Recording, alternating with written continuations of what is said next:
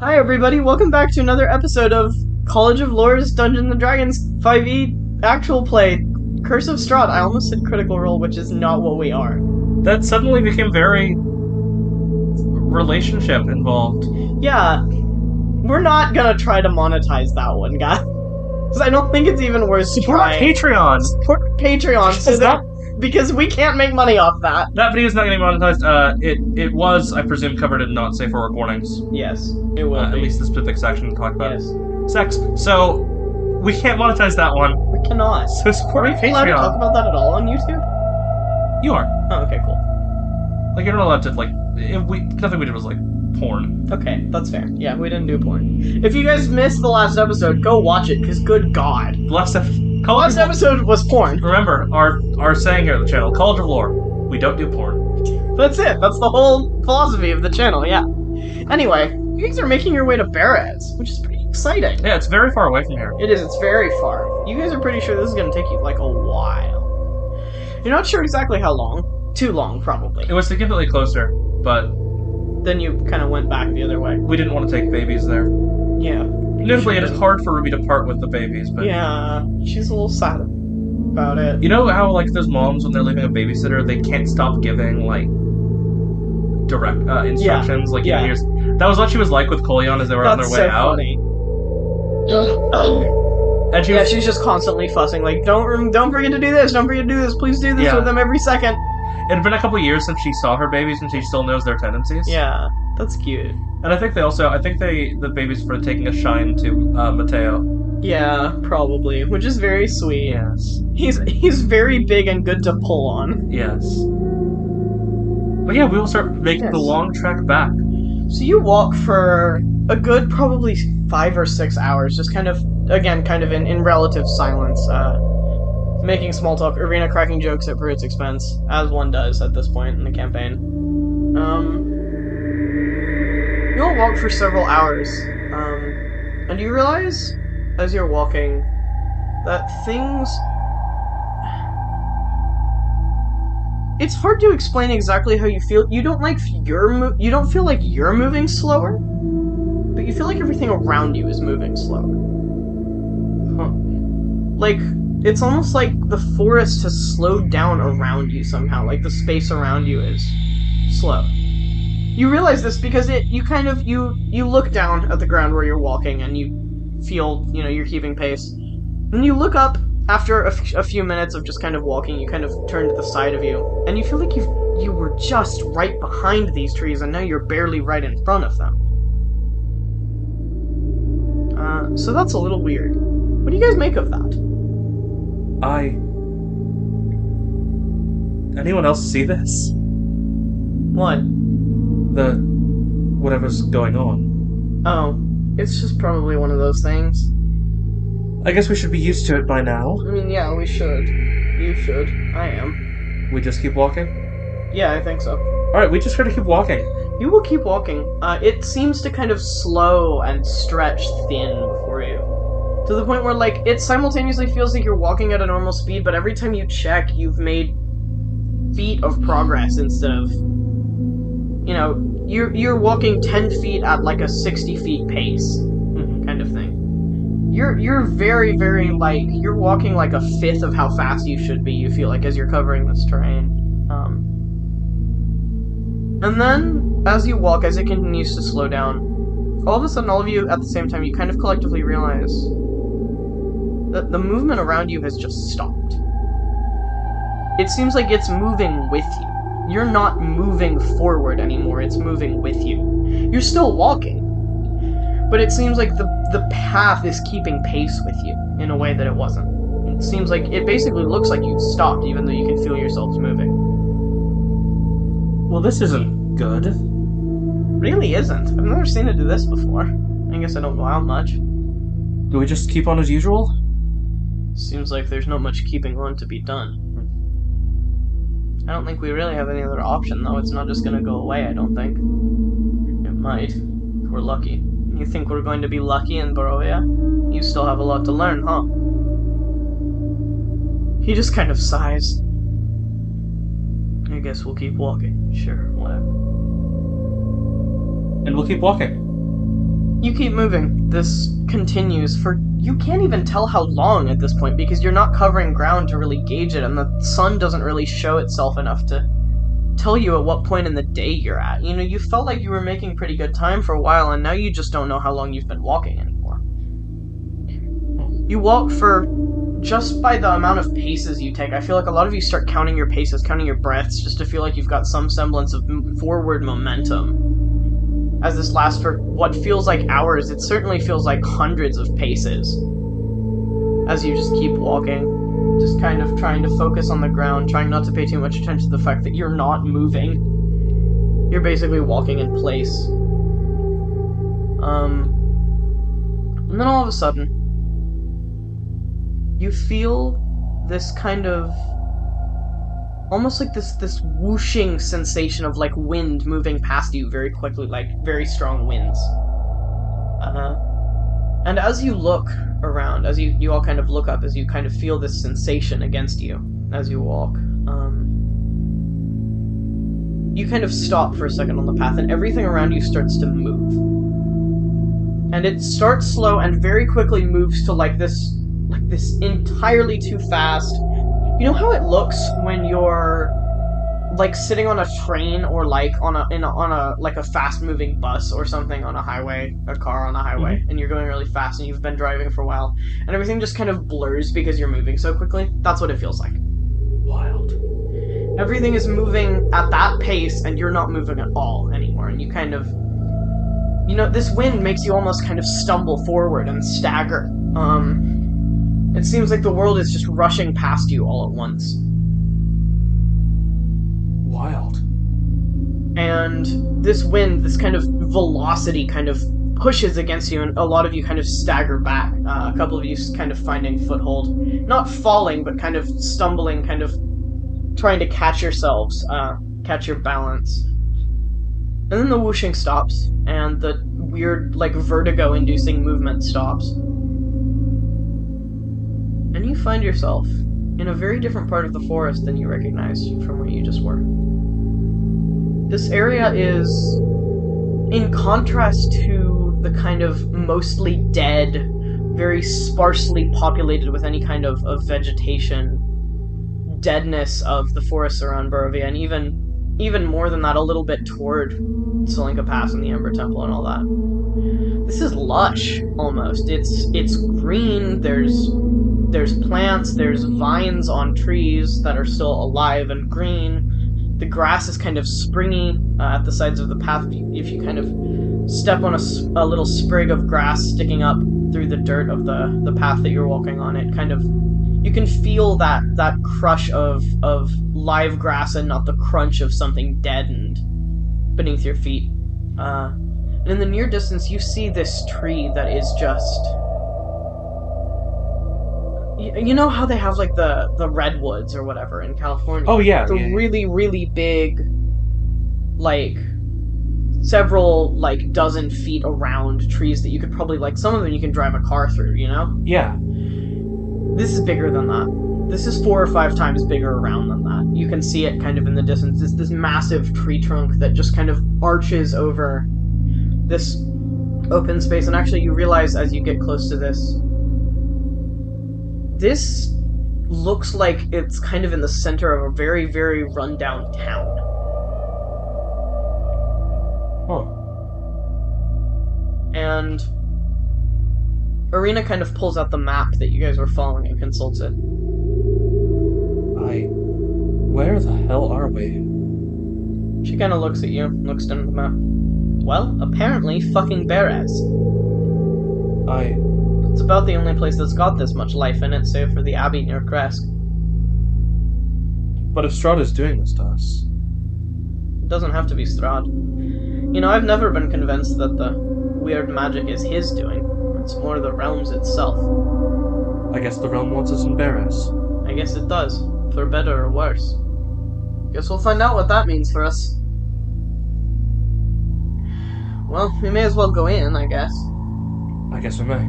I guess we're not really sure what to expect, so... Weapons out. Weapons out. Right. So what's the deal with this magic person that lives here? Well, apparently, according to the rumors, she's some kind of witch. People have said all kinds of things about her. They've said that she has powerful spell casting. They've said that she's... I mean, it's anything from she's a sham to she's a powerful, like, wizard to she's, like, a fey creature in disguise. There's all sorts of rumors about her. Huh. There are some people that say that this domain is a little bit Feywild touched because of her presence in it, which is, I guess, would explain the weird greenery and stuff. It's kind of their thing, I think. Do you know what to believe? No idea. Never been. I guess we'll find out, though, if we go over there. She kind of nods in the direction of what you see now as you kind of get closer to the kind of the interior of this city is. The base of this massive tree trunk has what looks like an entrance to a house carved into it. I suppose we will. Well, here we go. You guys are in Barras, yay. Alright. So you just go in? Do you knock? How do you approach this building? Yeah, let's building. knock. Alright. You knock. Kind of knock 3 times on the door, just knock, knock, knock. Which one of you is knocking? Oxford. Alright. Oxford, you knock on the door. You knock a few times. You get no immediate response. I think you knock a few more times, and finally you hear, "Come in." I will enter. We all will enter. Just one, please. Okay. Whoever was knocking. Oxford will enter then. Alright, Oxford, you step in to this space. And you see it has all of the kind of aesthetic reminiscent of what you would expect for someone to have in, like, a witch's cottage. There's, like, down to the idea of, like, there's, like, a cauldron bubbling in the corner with some kind of weird green stuff coming out of it. Kind of aesthetic. The building, the inside of this is kind of overgrown with vines. It is literally just built into the side of this hollowed-out tree trunk. It's much more expansive than you would expect from how the door looks, but because of the size of the tree, it makes sense for it to be shaped the way it is. You could fit a small house in the side of this tree trunk. And it seems like that's exactly what this person has done. There is this kind of stove you can kind of hear sizzling in the background, where you can now see a figure kind of standing in the doorway of what you would assume leads to a kitchen, who seems to have been making something on the stove. This figure is almost painful to look at. There's almost this, like, the 3D glasses effect, where, like, the visual around this figure is almost a little distorted. It's a little wobbly, and seems like it's kind of got an after image almost as they move. This weird visual effect that makes it hard to look directly at them for very long. Okay. And you kind of look at them and then look away and then look back and look away, and they just kind of turn to you. Hello. Hi. You are here looking for something, aren't you? A few things, actually. More than one. The hilt of a sword and a holy symbol. I don't like to keep weapons, so you won't be finding anything like that here. As for some sort of holy symbol, I'm not sure I can say. But if it's magic you're after, take a seat. I'm intrigued. Most people are when they make it this far. So what do you offer? That depends on what you want. What I offer is benefit with consequence, to put it simply. Alright. You can ask me for something, and I may well deem to give it to you if it is within my scope. But usually that consequence has to do with misuse of what I give you, or otherwise some other ill effect. I don't always choose the conditions. Sometimes they just happen. Usually, they point to character flaws, weaknesses. It's sort of what I deal in. And do I get to know beforehand? Like I said, I don't always choose. So you might not. But If there's something you want that is worth it to you, sometimes any price is worth paying. You know what? Yeah, okay. I'll at least hear you out. What is it that you desire so much that you would stay in my home? I want to know what I don't have. What you don't have. There is a part of my memory or past or maybe feelings. Your life. Yes, You have a piece of your life missing, taken from me. and you don't know where it is. Yes. I think what I want. I think I can still function within my own bounds with my employer. But I want back whatever Emily would want back. The part of you that you lost. Yes. Be it memories or personality or friends or romantic partners, I suppose I can't remember, or even the youth and time lost. Whatever Emily, before what happened to my brain, would have wanted to keep. She kind of nods. She pulls out this little notebook from kind of a long pocket in this very loose, kind of ragged fabric that she's wearing. This deep pocket, she kind of plunges her hand in, pulls out this notebook and this kind of quill that seems to kind of just produce its own ink. You see as she writes with it despite not dipping it in anything. And she scribbles something down. She kind of focuses on what she's writing or drawing or whatever she's doing in the notebook. You're not sure. You want this part of you back. How long has it been missing?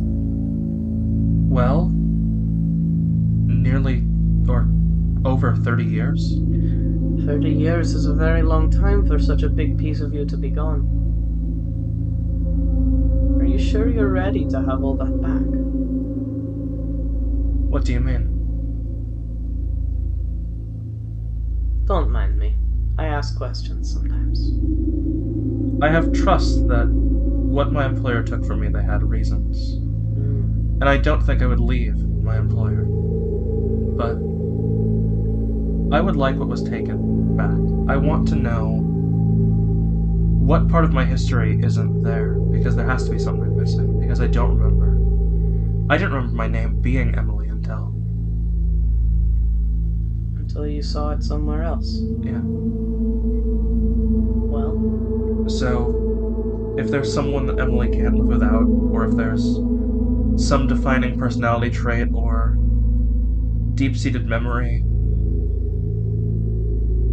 I will give you something. I will give you this, and I will let you know that it is up to you how you choose to use it. alright. You may open it slowly, or you may open it like a floodgate. That is up to you, and what you are willing to put into your own mind. Are you afraid of this? Of what is missing? I don't fear knowledge. So no. Do you fear something more powerful than knowledge? What would that be? Emotion. Sometimes our hearts win out over our minds. Are you prepared for that to change for you? I am still an intelligent person. I never said you were not. She claps her hands together and pulls them apart very slowly. And as she pulls them apart, you see an item that was definitely not in her hands before, floating kind of in between her palms, almost suspended in midair. It is this golden, heart-shaped locket on a very delicate-looking gold chain. And she kind of releases this kind of unseen pressure in her hands, and the locket drops and she catches it in her palms. And she holds it out to you. If you open this all the way, you will get everything back. Do with that what you will. Go ahead. How bad is it? How bad is what? What happened? Or what I'm missing? How large of a piece am I missing? You are missing what you choose to miss once you find it again. Cryptic. Not all of this may matter to you. As you said, you believe that you will be able to hold out against whatever unwanted effects it might provide. If you believe that, then I think there is no cause for concern. I do have one question. Go ahead. As I said several things, will it change my physical makeup to a degree that I need to inform my friends what's going on? You should probably let them know, just in case. Alright. Do any of the rest of them have things they want? Almost certainly. Well, you are free to tell them that they are welcome in, as long as they come in one at a time. I'll be back in a moment. Of course. She steps outside. What was that all about? Deals, I suppose. Deals? What kind of deals? She has magic in exchange for a drawback that we can't quite know, Seems entirely too fucking risky. but she seems very powerful. You take something? I did. She can hold a locket. There's a chance that this will change me, physically or mentally or both. So what'd you get out of it? Our mutual employers took a piece of my memory. I would like it back. She opens the locket. All the way. Mm-hmm. She is so fatally interested in knowledge. I know. Oxford, I would like for you to roll me a wisdom save, please. Disadvantage or normal? Yes, Okay. disadvantage. In fact, I'd like you to roll 3. 3 wisdom saves and 3 die. 3 wisdom saves. 22 is the first one. With all disadvantage or? Yes. 23 and 16. That It just look at how two natural stunning ones rolls. initially, Yeah. or 2 Stunning natural rolls. 20s initially, but the disadvantage took them down. Unfortunately, yes. But still, 22, 23, 16 is not horrible. Oxford, perhaps I should say Emily, now. You find for a moment yourself almost suspended in the light that emerges from this locket as you open it, kind of pointing it up at your face. It feels simultaneously like floating and being submerged in water. Everything kind of hits you all at once and doesn't hit you at all at the same time. You feel almost this barrage of sensation in you that you don't quite know how to describe because you're not an emotional person and you're not really sure you've ever felt much emotion at all, much less been emotional. In the dream vision that you had, where you felt that burning feeling in your chest, it feels like that but 100 times stronger, and it fluctuates. It's hot and cold and painful and warm and soothing. There are these frequencies. It feels like this soothing ointment over your chest, inside of you, maybe on your heart. And then it feels like fire, and then it feels like ice, and then it feels like something so cold that it burns. And at the same time you're feeling this sensation inside of you, your head hurts and your mind is just reeling with knowledge. It's these flashes of things that you can't quite reach, you can't touch them. They're right there and you can see them, but you can't describe them. They're moving so fast that it's hard to grab out at one and try to pull it back into your own mind. You find yourself kind of feeling like you're flailing despite knowing you're standing still. Just trying to reach out and catch something and hold on to it because this is a maelstrom of information and feeling. And you've never felt half this strong before that you can remember. It is entirely overwhelming. It is simultaneously the best and the worst way you have ever felt. And then it settles for a moment. And you find yourself in what you can only assume now to be a memory. You find yourself laying on a table, a cold metal table, in a very clinical, sterilized-looking exam room. And you feel the faint sting of a needle in your neck, something pulling out. You're not unfamiliar with this. Yeah. Because you remember this from just a little while before. Yeah. This feeling, this vision, this place. You feel this needle be drawn back out of your neck. You feel the faint burn of something having been pushed into you. Very tiny. Too hard to feel as if it's there properly, but just the knowledge that it's there makes it tangible to you. The feeling. You are sitting on this table, you are lying down, they kind of bring you to a sitting position. And they kind of look you over and they ask you, how does it feel?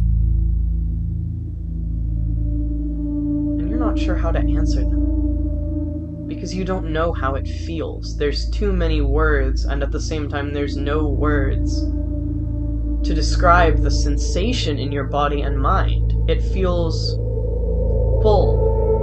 That's the only way you can think to describe it. It's so full. I think that she just softly mutters, full.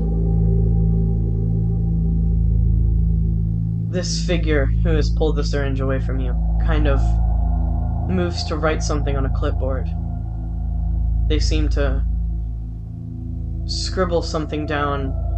You see as they're writing this kind of flickering imagery of this person writing this down, kind of cutting back to what you saw the woman in the treehouse in Barras writing down, scribbling on her own notepad as she spoke to you, as she created this locket for you.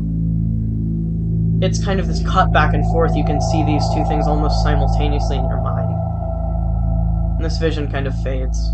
And you find yourself kind of standing back where you were when you opened the locket. It kind of now hangs empty from your hands. You still kind of have your hands clutched around it. You realize at some point you were gripping so tightly that you nearly caused your palms to bleed from how tightly your nails were cutting into the skin on your palms. There are these deep red indentations, not quite enough to draw blood, but you were holding on. You're white-knuckled, you realize, as you come back. The first thing you realize is you feel a lot younger as you come back to your proper senses. Maybe 30 years younger. You feel like you've just dropped half your lifespan. It feels like a weight has been lifted. Is the first feeling you feel. And then something else hits you. And it hits you 3 times as hard. And you feel in your chest this crushing emptiness. It feels like there's something hollow sitting in you. Where all of this felt full before, it now feels empty and void and null. And something kind of whispering in the back of your mind tells you this is what it feels like to be lonely. This is what it feels like to be alone. You are the only person in the world who knows that you have what's in your head right now. You might be the only person who knows any of it at all anymore. The doctors in that room, you think they have forgotten about that procedure. They don't remember you. They don't remember anyone they put that through. The people in your life, the people who raised you, you can see their faces, you can hear their names, you can hear them calling your name, Emily, Emily, Emily. It echoes in your mind, and yet you feel, despite hearing these voices, alone. And it hushes you for a second. You take a deep breath, you kind of find your footing, you unclench your hands. You gently lower the locket, kind of close it slowly, close it back into its place, and you let it sit kind of against the upper part of your sternum, right near your collarbone where it hangs. Gently, almost too delicately for everything that you now feel weighing on you. You feel like a person. You didn't know what that felt like before, but you know what it feels like now, and you feel like a person. Instead of a psychologist, instead of an inquisitor, instead of a student, you feel like a person. It is no longer a title, it is a state of being. You exhale again. As you kind of come back to your awareness, shaking off that feeling of emptiness and shaking off that feeling of fullness at the same time. Everyone is staring at you. And you realize, as your senses fade, your throat hurts. Why does your throat hurt? Your voice kind of rasps a little as you speak, against your knowledge of how you should sound. And the scratchy feeling in your throat, it hurts, it's sore, and it kind of burns as you try to engage your vocal cords. I feel sick. You look like shit. Marina's the first to speak. You look younger, though. Like a lot. You don't look that much older than me anymore. I feel younger. What happened? You opened it and then you were screaming and there were tears on your face. You look like you've been crying still. You were screaming and crying and just... You looked like it hurt, but you would... It was like we couldn't get near you.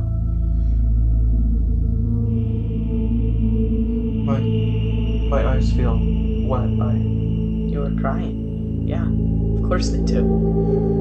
I don't remember crying before. What did you get from her, the person in there? All of All of what? Everything that was missing. it. Yes. It's Kella who speaks. You remember now? Yes. She kind of pauses, kind of stares at the ground. And I feel everything. You feel everything? Yes. What do you remember? What does it feel like? If I search whatever memories I have, what is the first memory, name, face, anything that comes to my mind? You kind of search through this just collection of file after file, it feels like, in your mind. I think what specifically I'm digging for is what makes me loneliest. What do I miss most? You don't find anything that strikes you as missing, is the funny thing. It's not like there was something and it's gone. And you realize as you kind of dig through this, there was no partner or family member or child. Not that my parents were some great influence in my life. Or They were just normal people. You were just a normal person. You were smart, you were talented, you were dedicated, you were a normal person. And what you feel now, after all of that knowledge and after having lived so many years of life, is that there's not anything to miss. You never had anything at all. You were a normal person who went to school and got great grades and entered into a program that told you you were going to be incredible. And then you spent the next 30 years of your life doing nothing at all. There was never anything to miss. is the belief that I was going to change the world. I take it that's what they sold me on. Yes. They told you you could do anything you wanted. They told you you could make the world however you thought it should be, how it deserved to be, how people deserved to feel. And the thing you realize as you kind of search through that is, you've been talking a lot lately about how there are people who deserve to be punished or put in place or kept in line. And you realize that's not what you wanted. You didn't want people to suffer, you wanted joy. It was never about apathy or indifference or care without compassion. You wanted to feel everything the world had to offer you. what you got was turning off what you already had. She shakes for a moment. Kind of stares ahead at Kella. You recognize her. More than you did before. You knew her, but now you know her. And you know that she has this back there like you did. You realize that for the first time that clicks in your brain. That what you did to her was done to you. And you realize she has what you're feeling right now somewhere trapped in her brain. And she can't get it out. And you feel the wetness in the corners of your eyes again. I physically move towards her. And I kind of grab her by the hands. She looks shaken. She looks a little scared. Ask for it back. What? Ask for it back. She kind of pauses. She looks at you. She looks down at the ground. Then she turns back to where Darian and the rest of her group are standing. And she kind of whispers under her breath, She kind of looks at you, looks between the two of you, and he looks confused and a little angry, Darian does. He doesn't know what's going on quite, but he knows he doesn't like it, and he kind of moves to step between you and her. And it is at this moment that you see Zala step between him and both of you. Leave them alone. Or what? This is clearly the best thing that's ever happened to her, and she wants it to happen to Kella. She looks distressed, she looks terrified, she looks miserable. It's the best thing that's ever happened to me. It is also the worst thing that's ever happened to me. But before this, nothing happened to me. Kella, go inside and do what she tells you. You don't get to boss anyone here around. You are not in charge here, Zala. Step aside. You can't do anything to me. You need me to get out of here. You don't get to threaten me. And I am still your superior. Fuck off. You think I buy that shit? I don't care what rank you are. Whatever you just pulled in there negates all of that. All of it. Whatever stunt that was, whatever you think you just got back, that ruined your whole career right there. Because that's not supposed to happen. You want to talk about ruining your career, you fucking pedophile? I feel like at that point, everyone in this space visibly recoils. What did you just say? What the fuck did you just say to me? Gift of gab. What the fuck did you just say? What are the rest of them here? What the rest of them here is... What do the rest of them here? So that works. Yes. I think I would like to make a wisdom save to see if I still have the mental wherewithal to do that, though. Okay. Does that yes, make sense? That's more than fair. Please, go ahead. Yes, you do. Okay. You have the restraint to do that. Because, again, Emily, before Yes. she was Oxford, still very smart. Yes. Extremely smart. Maybe in some ways more so. And so she says the pedophile thing. What everyone else hears is... Yeah, no, the word pedophile is replaced with monster. Okay. With liar to everyone else. Alright. What the fuck did you just call me? You heard me. He kind of moves to get up in your face, and before he can do so, Zala has her blades out. And she has physically put her sword, one of her scimitars, in between your body and his, pointed at him. Darian, May, Princess. Shut up. All of you back the fuck off. This is between me and her now. Say it again. Come on. Fuck you. Say it again. Liar. What? It's not what you fucking said. That is what she said. Darian, what is wrong with you? All of you back the fuck off. Right now, I swear. Or what? Are you going to kill everyone here? If I fucking have to at this point, yeah. I'm sick of this shit. She comes here and she acts like she's in charge of our fucking job. We come here to do our job, and she gets in the fucking way and she starts throwing shit around like this, accusations at me. She doesn't know what the fuck she's talking about.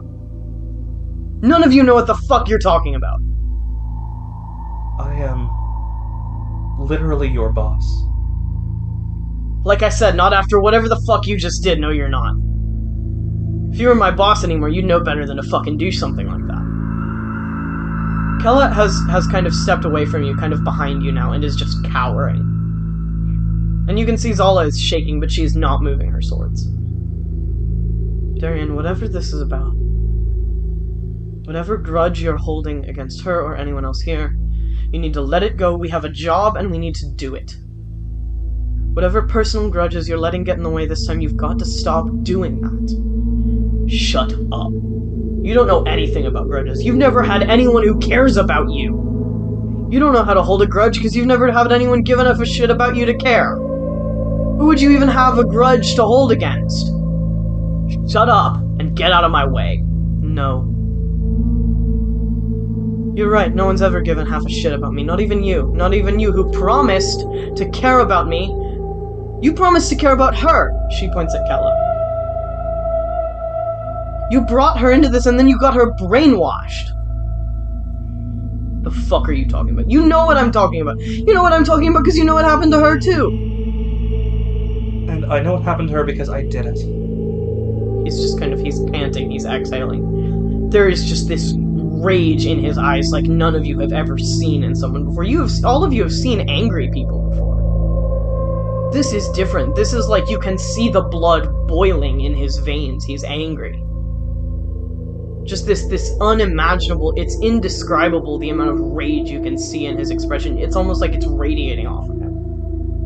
You don't have any power over me anymore. None of you have any power over me anymore. He kind of steps toward you and Zala kind of cuts him off. And he just kind of shoves her hard in the shoulder and she staggers back, kind of unable to resist the strength that he pushes into it. And he moves toward you, Oxford. And you see... you don't even see, the rest of you see, but Oxford, you hear click of a sidearm being cocked and loaded. And you kind of turn over your shoulder and you see Kella is pointing her pistol at him. It's far too close for a sniper rifle, but she's pointing her sidearm at him. I don't know what's going on, but I'm going in there. And you're not gonna stop me. And I think you should probably leave before these people murder you where you stand. I don't want you to get hurt. I don't give a shit what you want. You said you did once. And I lied to you. What the fuck is wrong with you? Everything here, all of this, none of this matters to me. Did you really fucking think this mattered to me? Any of you? Really? You really are that fucking stupid, aren't you? All of you bought that shit. It wasn't even hard to lie to you. You too, you especially. You bought the hell into that.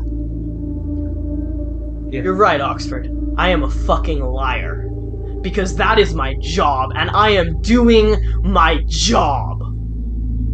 And you are a failure at yours. But I can still... She pauses. Something hits her just now. She's maybe 20, maybe 19. As she looks for the skills to mentally break and rearrange someone, does she still have them? It's there, but it doesn't feel like it did before.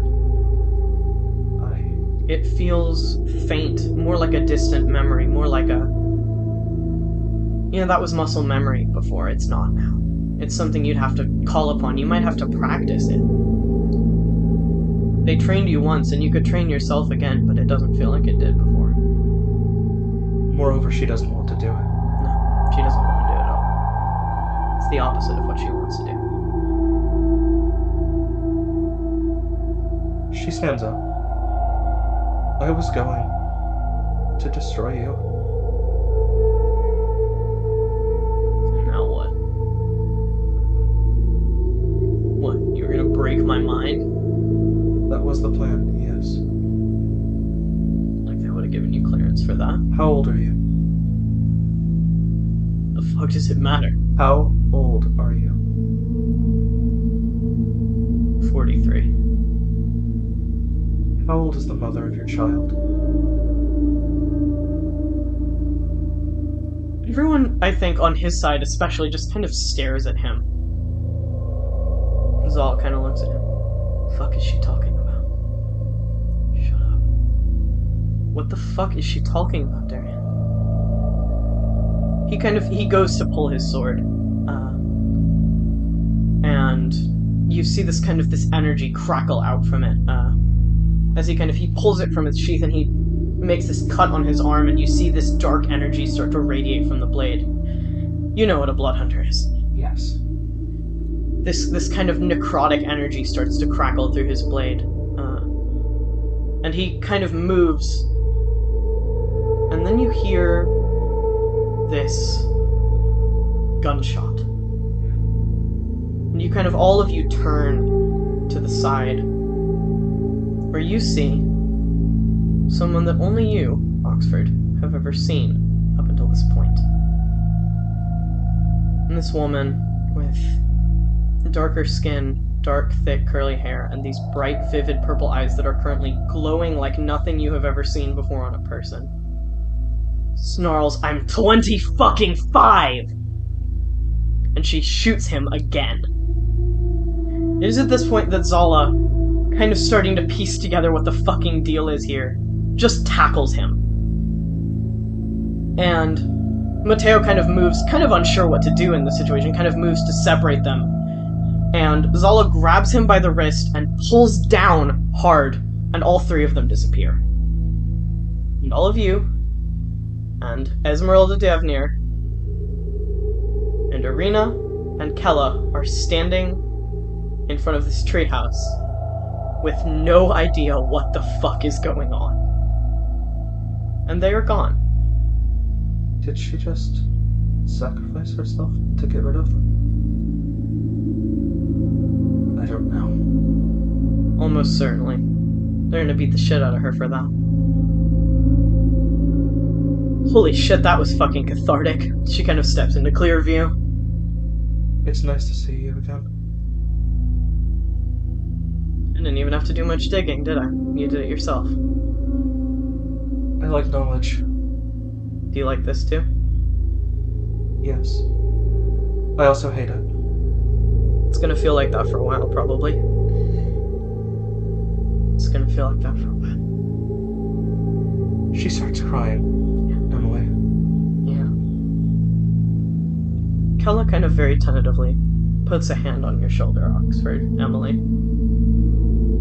Are you okay? I was scared. I was scared he was gonna kill me. He can't now. Oh, he'll come back. He's gonna hold this against you until he dies. You don't understand. I was scared.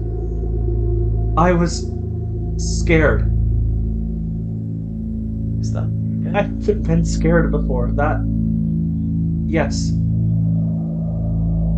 you still think I should go in? Yes. Because I would rather be scared and sad and angry and everything else than this. Than what I was before. She just kind of nods, very kind of solemnly. She goes into the building. I think all of you just kind of stand there for a few minutes.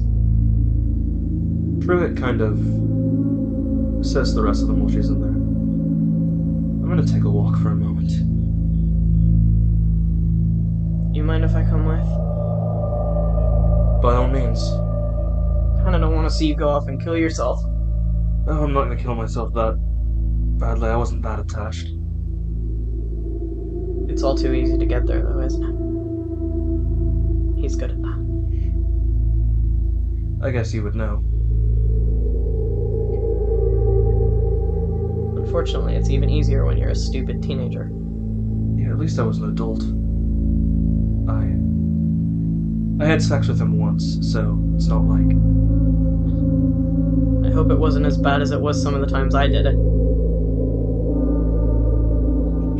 We can talk about this more privately. Sure, yeah. I got my hopes up, I guess. That there was someone else I could relate to. That maybe it wasn't so bad to open yourself up to connections, and then he... That's what he does. Yeah. He's a liar. That's fundamentally all he is. There's if memory serves from previous times playing this module, there's a body of water in Beraz, yeah? Mm-hmm. He's just gonna take a walk around that if she wants to come with him. I'm sorry. She kind of looks at you, Brett. I'm sorry.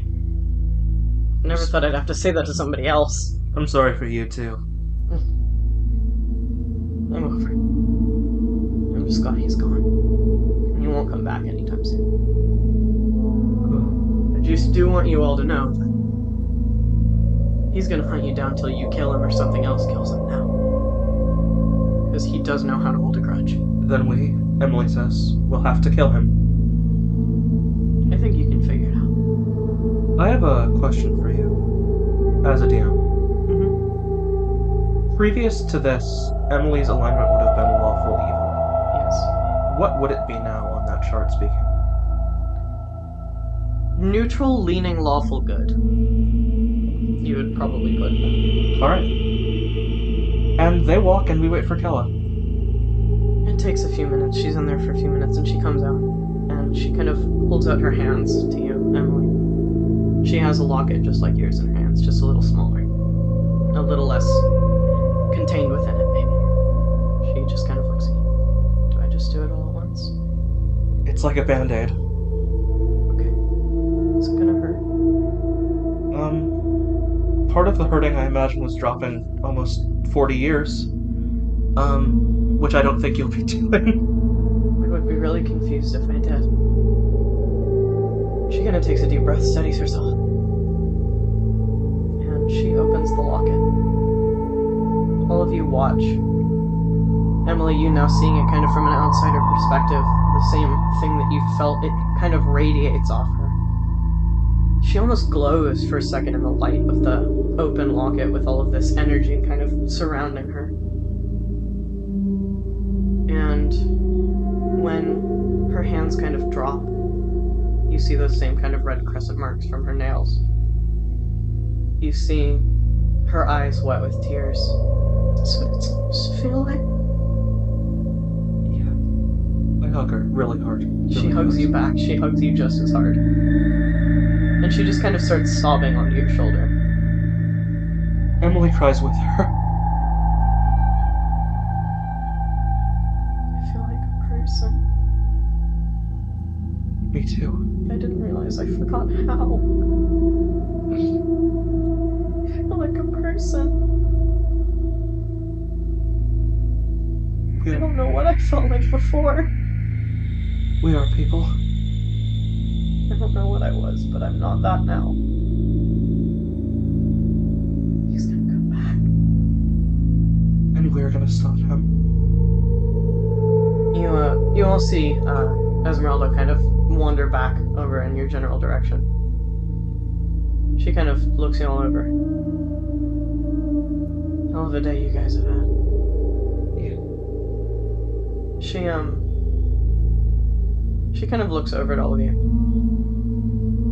Just out of curiosity, who's carrying the weird magic stick? I believe that was, Zero. She kind of walks over to you, Zero. What is that? It's a morphing stick we found. Where'd you find it? Under the church in Barovia. Church in Barovia. Can I see it for a sec, please? Sure. She takes it. It splits into two swords. You see she kind of looks at it for a second. Oh, holy shit. How long have you guys been carrying this around? Since day one. Are you fucking kidding me? Do you guys have any idea what this is? No. Holy shit. I've been looking for this for years. Really? Darian didn't recognize it. No, of course he didn't. He's a fucking idiot. She flicks her wrists, and two glowing golden blades emerge from either side of the swords. This is the fucking sun sword. What? You guys have just been carrying this around? You didn't know what it did? How do you activate it? I saw it once when I was a kid. I think it just takes... I don't know.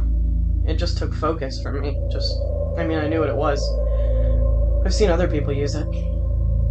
Some people have said that it's only supposed to be used by someone who really wants to defend the realm. Maybe it just didn't recognize you yet. Wait, you're telling me we've been carrying around the sun sword this whole time, the thing we've been looking for the whole time, and nobody knew we had it? It's been a while since I've seen you. Yeah, hi. Wait, okay, one more thing, hang on. It's not just him that can use it. No, why would it just be him? It's what everyone always said. It's only supposed to be Sergei who can use it. It's bullshit. I saw Van Richten use it when I was a kid. And now here I am, so... guess that's not true. If there's anyone who deserves to hold that sword... Go ahead. She hands it to Irina. Assuming that's what you meant. Yes. She kind of takes it, kind of reattaches it. It kind of... At this point, as she focuses on it, it kind of forms into a long sword, not unlike the one that, Pruitt, that you helped her kind of learn to spar with at first. And she kind of holds it in both hands, this very tight grip, kind of focuses, and where the two blades of golden light were before, there's now one long, radiant beam of light extending from the sword, and she kind of holds it up to the sky. She kind of, at this point, she raises it almost like a toasting glass, but much more unwieldy. We got a lot more motherfuckers to kill. You're your protector now. Any of the rest of you guys want to go in and get something cool? Yeah, I think we should. And that, I think, is where we will call the session. One thing? Yes. Before anyone goes in, Emily kind of reaches into her bag and pulls out this iron mask with the jagged crown, the chainmail, Yes. and throws it into the lake. You won't need that anymore. I won't. It's, Emily, by the way. No. Esmeralda. Esme, if we're friends. Which I think we are. I would like that. I guess I'm younger than you now. How the hell did that happen? I'll take it. It's good to see you again. She hugs Esme. Esme will hug her back. I guess I'm a hugger, apparently. No shame in that. And yeah. We will call it there. Thank you for watching this video from College of Lore.